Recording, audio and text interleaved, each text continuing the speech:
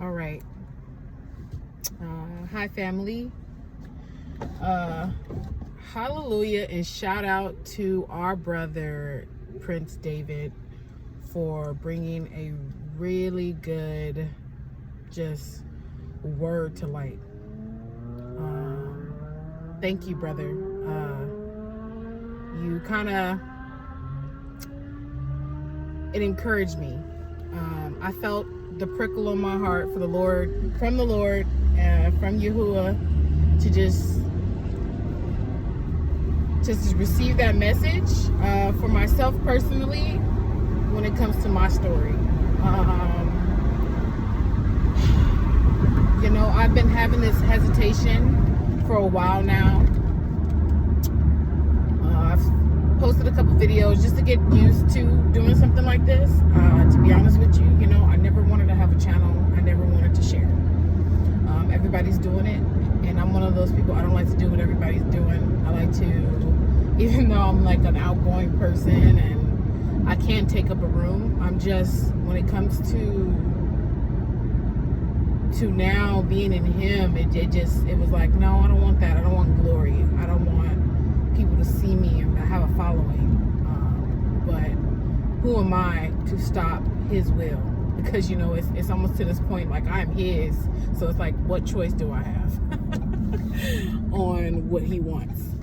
Like, when it comes to my story and my journey with him, it's funny how at first when you hear, like, I am yours and he's pursuing you, you're like, man, like, even though I continue to mess up, he's still pursuing. And not saying that you can't do wrong, like, as in, like, there's, we're not getting into that side. Anyway, yeah, anyway, I'm just gonna share my story. And with the message that our brother was talking about, he was basically saying, you know, don't be ashamed of your story, which I can 100% say I am ashamed of my story. And not that I'm ashamed of what Yah did for me and did in it. It's the story I have to tell brings me to my flesh, my being, my members into so much humility in front of man and being afraid what man thinks. And not that I'm that kind of person, but when it came to this particular story, I'm still ashamed. About a year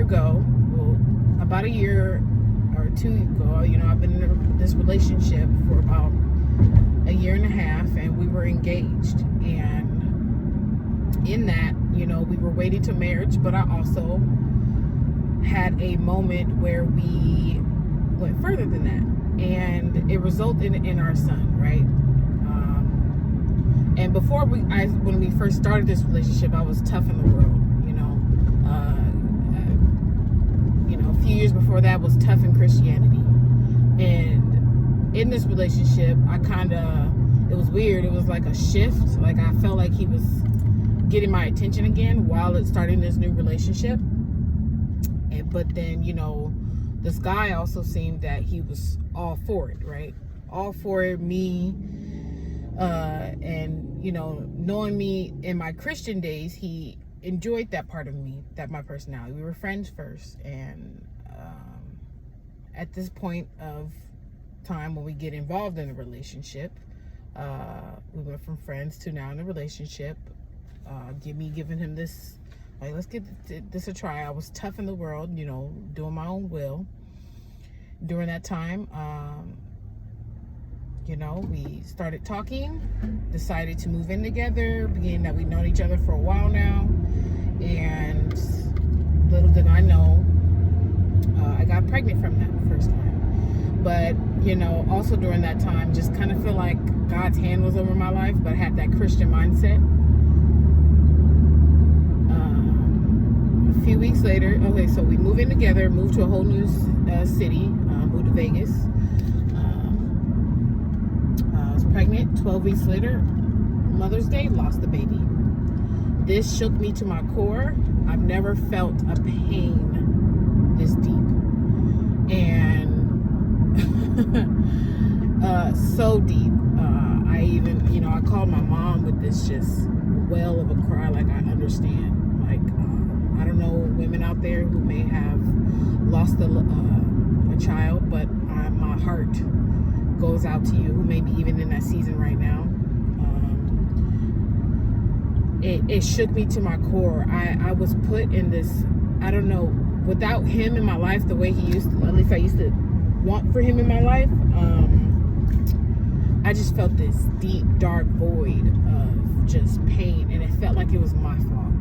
At the time, I was worldly. I did things like smoke weed and drink, and I felt like I tainted myself. I caused this to happen, and everyone tells you, it's not your fault.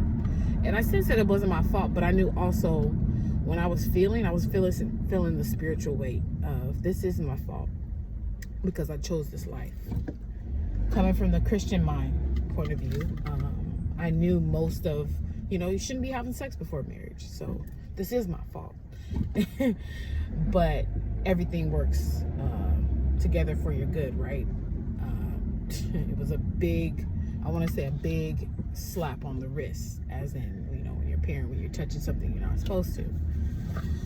But it was a very painful time, and we were still together at the time, and he made it very clear that he wanted marriage and family, and he do want a relationship with the Lord. And at the time, my mind like, oh, okay, this could work, we seem fit for one another in my mind, of my worldly mind. And yeah, so we continued to live together, not together like that, but together. We still had the same bed, and he was okay with, he got baptized, and he was he was like, oh yeah, like we can wait till marriage.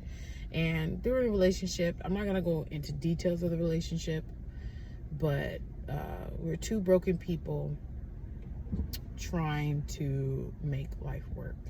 And I'm someone who I always want to get understanding. And yeah, so anyways, 12 weeks into lost the baby. Then, okay, maybe a year later, we get engaged. But just before that, we had maybe like you can say a whoops. And I know one day my son may not see this or know this, but we had a night where my insecurity fell in, and let's say him at the time was, let's say, had a need that he want met. Let's just put it in that terms. And I was too insecure at the time in our relationship, I guess, to say no. And in that weakness, our son was created, at least from my point of view. I don't know his point of view, but my point of view was I was weak. And I knew instantly that my son happened. I knew. It was so strange. I was and I was following the teachings at the time. I was following Royal Roots. I don't know if anyone has come across that channel. Beautiful woman, beautiful teachings. And it just was so crazy. I was just in a place where I was learning about, being a woman, and in that time to learn that something in me knew, okay? I don't even know how to explain it. And then, of course, a couple months later, find out I'm pregnant.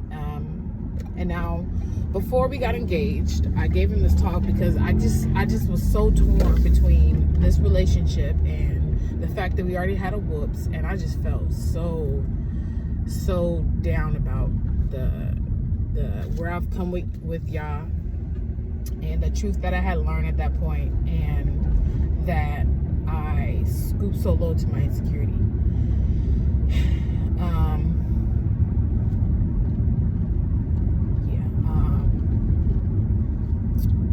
Where was I? I'm sorry.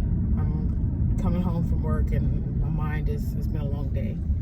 I want to make sure I don't miss a point, but I also don't want to be too long.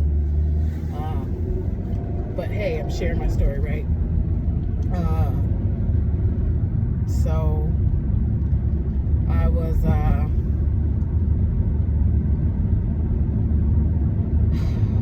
Lord help me. Yeah, I was just in this season of learning truth, dealing with my insecurity as me, and then in our relationship, and then conceiving our son. I was in this season where I was coming into truth, and the Lord was calling me closer to Him, more understanding, and kind of like pulling me away from my Christian mindset into a truth mindset. Now, as you see, I'm not saying like a specific religion or anything, just a truth mindset. I've been praying for truth for so long, and I was coming into a time where I was receiving it. And with this weighted relationship, anyways, I knew that He wanted to marry me, at least from what He made our relationship to be. He wanted to marry me. He's been wanting this side, and so I had that trust to fall on, at least I thought. And it came up to this time where we are having COVID was about to happen, and COVID shutdown was about to happen, and we were supposed to get married, right? So 3 months after I got pregnant, he decided to ask for my hand. It was our year anniversary, and he wanted to ask for my hand in marriage, and I said yes. And a couple months later, or a month or two later, we were supposed to be getting married because he didn't want to be engaged long, which is strange. He's like, I don't want to be engaged long, right? He said this. And I believed, okay, you don't want to be engaged long, that's fine. We're living together, and I kind of want to do things right. I don't want to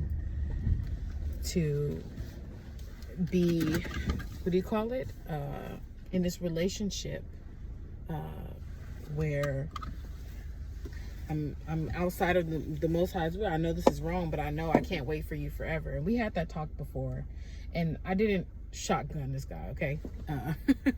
If that's what you may be wondering, I didn't shotgun him. I just let him know, it's you or God, and I have to choose that.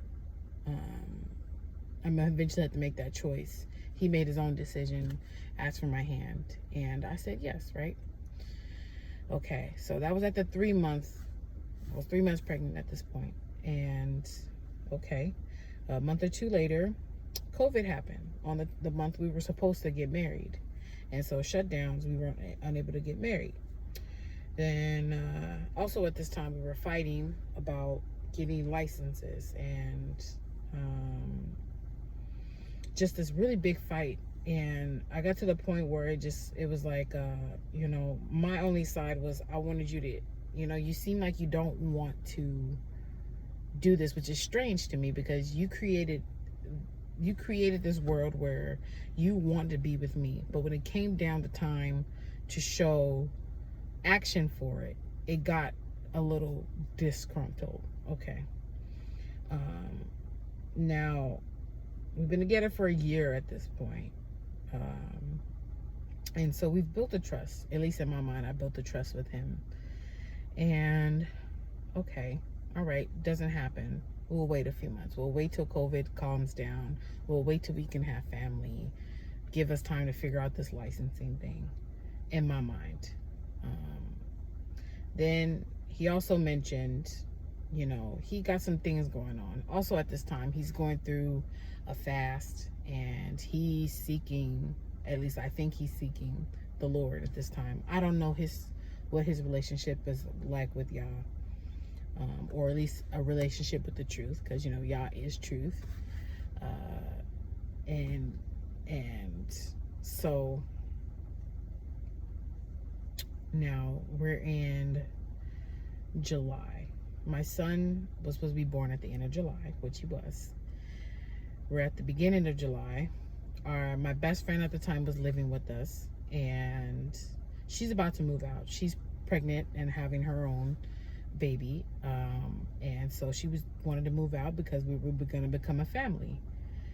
The day she's moving out, he breaks to me that he doesn't want to get married, which I'm fine with, as of when it related to him being there for us and our son.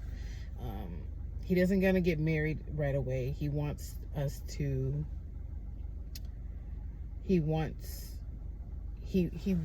to me that he doesn't know how to love, and he doesn't believe he deserves love.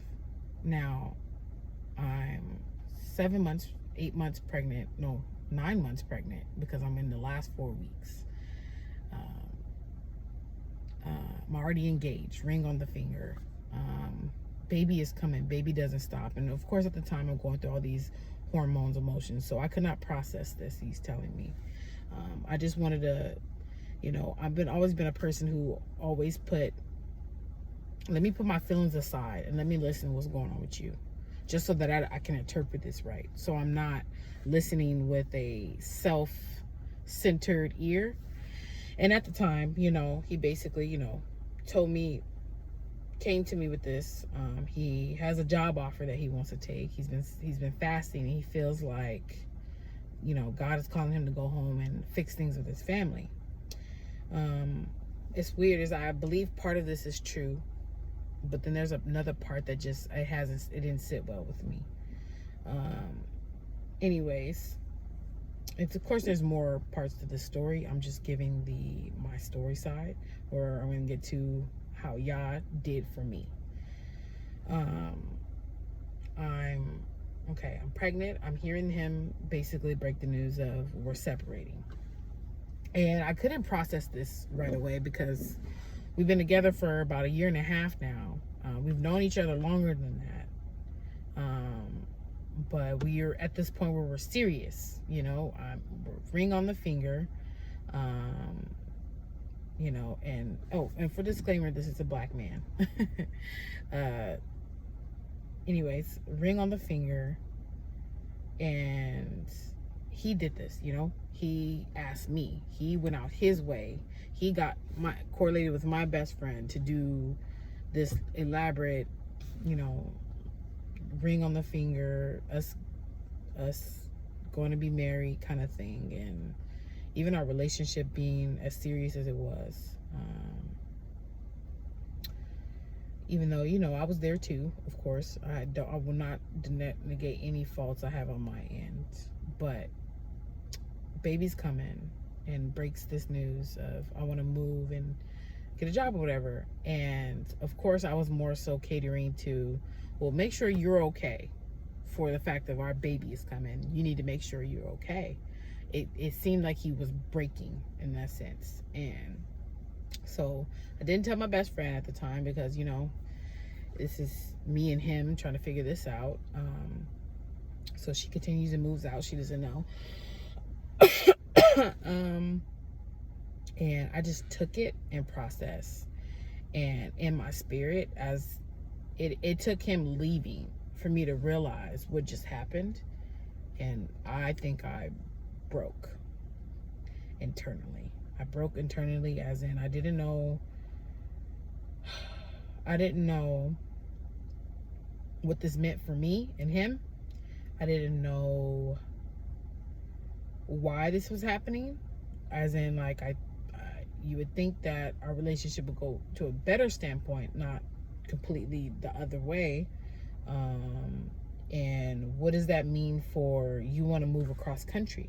Where does that leave me? I'm in a whole new city away from home, and I'm pregnant. Like, baby comes down, our leasing ends soon, and I can't travel with a baby. Like, are you, and he mentioned he wanted me to come with him and that kind of thing. And I don't know. I just was like, that's crazy to me. Okay, so we're getting closer to baby, and eventually I let in my cousin in. She lives in Vegas. She is my spiritual rock, my best friend, and I let my best friend know at the time. I call her my sister, and And, you know, she comes from the standpoint of why I wish I knew sooner. I would stay there. But anyways, baby's coming, and I guess he gets the job offer to leave in August. My son's due in July 24th or 25th, his due date, or 26th. He came on the 24th. He went all the way across from Vegas to the East Coast for a job. And it was like, okay, you're going to get this job. Are you going to make, like, I don't understand why you need this job now when our son's coming right now. And then this is where Yah stepped in. It's like I was internally processing all this. I didn't let my family in on this. I barely let my sister and my cousin in on this, who were basically my lifelines at the time. And I'm in the hospital. I have our son. And then I developed postpartum preeclampsia. I finally call home. I let my brother know. And that's when I was like, I don't know what's happening. And my legs swelled up. I went back into the hospital.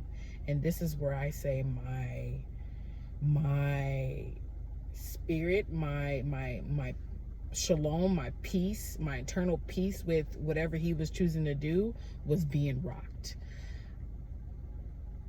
It was like as if he couldn't even see that I was in danger or I was sick. It was like, okay, yeah, I care about you and we want to, you know, I want to make this work. I just need to figure myself out. And then it's okay, I'm sitting here in the hospital bed strapped to 5 different things. I'm trying to breastfeed our son and you want to talk about your job. And I remember I was about to open my mouth and I felt the Holy Spirit. I felt Yahuwah close my mouth and say, watch. Watch, as no matter how sick you look, how in danger you may be, you and your son, he is going to walk out of the door. And I accepted it. I closed my mouth and I watched. I stopped trying to fight. I stopped trying to say anything. Oh, this job is too far. Or, oh, you don't got to say all that. Too many men have came to me and said, nah, sis, that's not right. You were sick. At that point, you call that job and you let them know, I cannot make it. My family, whether you guys are together or not, the mother of my child is sick. My child needs me. Anyway, Yahuwah shut my mouth and I watched. I watched as he, even though I was sick, and as the Lord healed me slowly in the time I needed to, as he kept me with the ability to still breastfeed my son and even allow him in the hospital to give me that peace of mind, even as he healed my members, even as he even brought my family in. You know, Yahuwah kept me in this season. So anyways, he leaves like maybe 2 weeks after our son is born. 2 weeks. I have a 2-week-old, my first child ever, and he leaves for a job. I couldn't even process this. All I could tell him was in words is that, just so you know, I'm very pissed at you. I don't understand. Not that we're not together, and even if we weren't, you built this relationship with me. You should at least care for me as another person, as a friend. And as a friend, I would never just leave like that, not knowing if I have a relapse or if my blood pressure can go back up. I mean, my blood pressure was in the 190s, and anytime I try to speak, the monitor go up higher, and it was like, y'all, like, shut up. Anyways, he leaves 2 weeks later, and you know, my mom decides to come into town. And at this time, me and my mom's relationship was very rocky. We just never could get along at times. And she came in, and it was like the Lord gave her peace, gave me peace. She came in and she stayed there for a month with me before I knew what was happening. You know, we re-signed a lease at the time. And everything was going okay. He's going to pay the bills and be out there. And in my mind, I'm still in this world of he's still taking care of us until I get on my feet, because we're still kind of a family. And even though he just left me in the hospital, basically, or once I got home, he couldn't even take care of me. He didn't know how to take care of, how to call my cousin. And this when I let her in on everything. So we're in August. My mom is there with me, helping me take care of, knowledge. He didn't even have the think to go, let me call her mom and say, hey, can you come stay? My mom just decided to come. She wanted to be there for it. He's, working this job thinking I want to hear about this stuff. And all I am is just like, life is happening and you're worried about a job. Either you are following the enemy tough, or Yahuwah got you so... Yahuwah is so in control. He's like, no, he's in delusion still. Let him be. Worried about a job, and you just had a child, and the mother of your child is sick. And I was currently sick. I was taking blood pressure medicine, but my, blood pressure would spike every time I thought about the situation or try to speak up to him about how I felt about the situation. It was like I couldn't even tell him why he was there. And he's gone. Couple weeks later, now I received a message. Now this message happened the day after he left, but I didn't see the message until weeks later. Like, my family was going on a trip and I was in a group message, so I'm like, man, I keep getting plagued on these messages. Let me turn it off. I go into my Facebook and I find a message from another woman, a Gentile, Caucasian woman, and asking me, were we still together? Now, it doesn't matter when she asked me, right? Yeah, because it doesn't matter when. She could have asked me today, and it still would be strange because of the fact that how serious we were. We just had a child, and what was going on with me, it was like, you have time for this? Anyway, she asked if we were still together, and I was confused on why she was asking me, period. That was enough for me to know lies, right? On top of that, I also learned he wasn't paying the rent. So he left us in an apartment, wasn't paying the rent. It's COVID, went across the country. I was sick. It did not matter. He still left. I've never felt so abandoned, deserted, unloved, unwanted. And it was like, at the same time though, Yah has been keeping me from these feelings. It was tough. It was like, not only did my dad disappoint me, my mom disappoint me. I lost my grandmother, who was the light of my life. I lost her at like 11, but it still hits home to this day because I wish she was here. The one man I thought was my friend, my best friend, and we were growing in love and caring relationship. He's a liar. And he basically left me for dead. It wasn't even like me being sick put a woo of compassion on his heart. I'm going to tell you right now, ladies, Zion, whoever you may be watching, you are worth so much more. We are worth so much more. The tears I cry now, he accounts for, because it still hurts. I've been so ashamed of this story because of what I played in it and what it meant, as well as how it looks.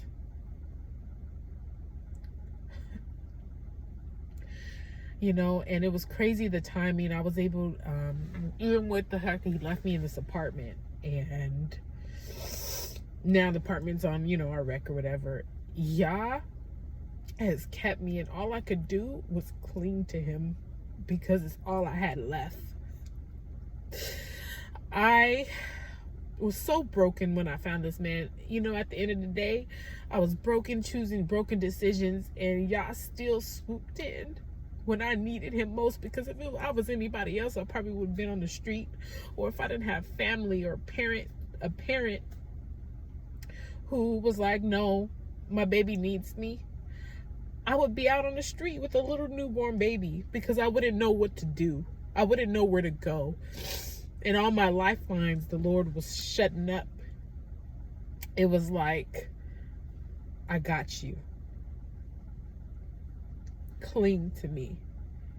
And I've never felt it. It's funny, I'm crying tears now, but at the time I had such rage. A rage I never ever experienced, of anger, and it was subtle. It was clean and precise.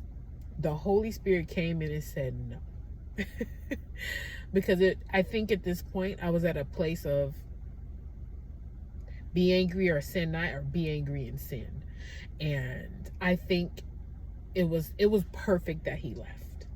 He needed to get out of my space, because the fact that I was postpartum hormonal, I'm a sweet, bubbly person. Yes, I love people, but there's a part of me that if I'm not going to do that to you, don't do it to me.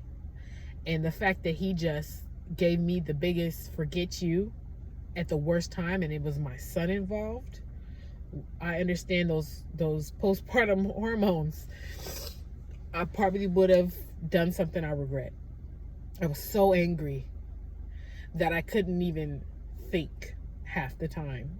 All I could think was and see as I looked into my son's eyes and face, I can't leave you. You only have me. He didn't just leave me, he left you too. And there was nothing I could explain to this man of the wrong he's just done his son at the worst possible time. And to hear other real men tell me, no sis, that don't even sound right. And then to get confirmation of someone else in the picture, and who else, it could be tons more.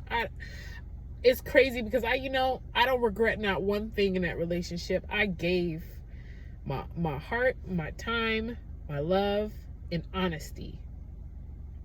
I live in honesty, and I thank Yah for saving me. He saved me in so many different ways I can't even explain to you on this message, in this video.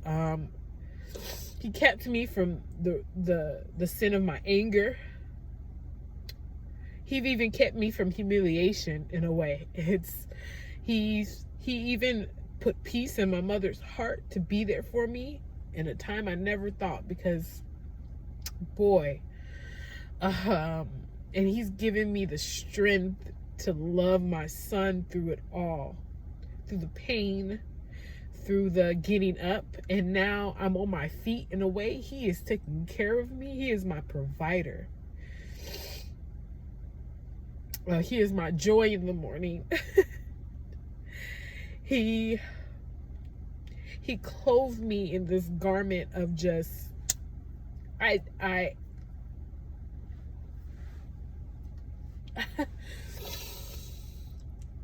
thank him. I praise you. Hallelujah. I thank you for the courage you gave me to get out of the bed. And it was crazy at the time. I also dealt with, on top of that rejection, it was like I was rejected also from my father. He may not ever understand, and he may feel bad about this, but calling him at a time where finding out he didn't pay the rent, there was another person, and basically I'm all alone here in the city, and all I have, you guys are all back at home in California. I have nothing. I have no money. He took care of me for a while. It was like I had a job, but then at the point I got pregnant and COVID, I had no job. I had nothing. Just the little unemployment I received, and I had nothing. And he basically was like, you'll be okay. You got your mom, your brother. To have that on top of the man I thought I was going to marry, and then my father reject me, it felt like I was about to implode into myself. But my spiritual father, Yah, was like, I am your father. I am here. You don't need them. He takes care of me and that little boy. He has a plethora of uncles. I didn't even realize I was surrounded by so many real men. Rather they are worldly minded or not, they have a heart, and they're actual men who step up. And the biggest one is my oldest brother. And I pray the day he sees this, that this video may bring him joy and understanding that you are a blessing and you are a true man of him. Surrender to him.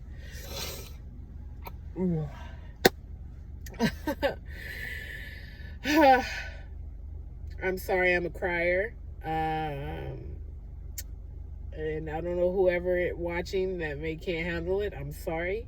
This just is me, my story, who I am. Yeah. Yah has been here for me. And now, let's say my son is 9 months now. And so this is where I am, 9 months postpartum from the whirlwind, or 8 to 8 months out. And he has just been there for me every day. And I am just growing in him. I'm in his truth and his love and in his voice, following his voice. That's the most important. Follow his voice, family. He is speaking. He is alive. He is our Redeemer.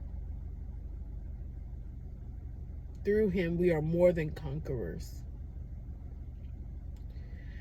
It's all working together for your good. For those who love him and, who is called according to his will. And, yeah. Thank you for listening. I hope this sharing part of my story, or the story I shared in depth, brings you just, truth, love, maybe something in yourself, some understanding in yourself, and just a boost of faith in him, a belief in him. And a shout out to to Watchmen and Deborah Yah as teachers, spiritual parents from a distance. You may not know me, but I see you as spiritual parents and guidance of his true word. And yeah, and thank you, brother David, Prince David. You are doing it you are a true worship leader in the sense of what that means. Christianity has tainted that understanding. You are true. Stay true, everybody out there. Yes, be pure of heart. Be pure of heart. And if I missed anything, say anybody come on here wondering, shoot me a question. I'll be happy to answer. I'm not afraid to tell my truth and my thoughts. And this message wasn't about putting blame on someone, and he will remain as a he. He will never be named at this point. And if people who know him or ever know this story and see this story and know who he is, no need to put it out. Just know that this was just my journey. That was just the prickling I need to push closer to Yah. And I'm thankful for it. I may be crying because it still hurts, but it's just truth. And I'm thankful. Thank you for having me go through this, because without this, I wouldn't be anywhere where I am. And it's all glory, Yah. All right, family. Peace. I'm going to go inside, see my son, and be with him and enjoy him. Peace, a.k.a. Shalom.